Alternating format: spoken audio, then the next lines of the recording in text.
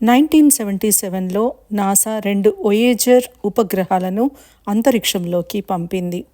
వాటి లక్ష్యం జూపిటర్, శని, Uranus, Neptune వంటి గ్రహాలను అధ్యయనం చేయడం. కానీ వాటితో పాటు మనిషి జ్ఞాపకంగా ఒక బంగారు రికార్డుని కూడా పంపారు. అదే గోల్డెన్ రికార్డ్. దానిలో భూమి యొక్క శబ్దాలు, సంగీతం మరియు మన గురించి సమాచారం ఉంది. ఒకవేళ ఏదో భూభాగం బయట జీవులు ఈ రికార్డుని కనుక్కుంటే, వారు దానిని వినగలిగితే మన వాణి, మన సంగీతం, మన గ్రహం గురించి తెలుసుకుంటారు.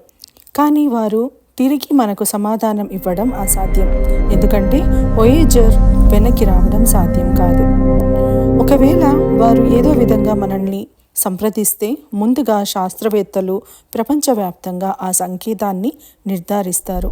తరువాత ఐక్యరాజ్య సమితి మరియు అన్ని దేశాలు కలిసి సమాధానం ఇవ్వాలా వద్దా అనేది నిర్ణయిస్తాయి.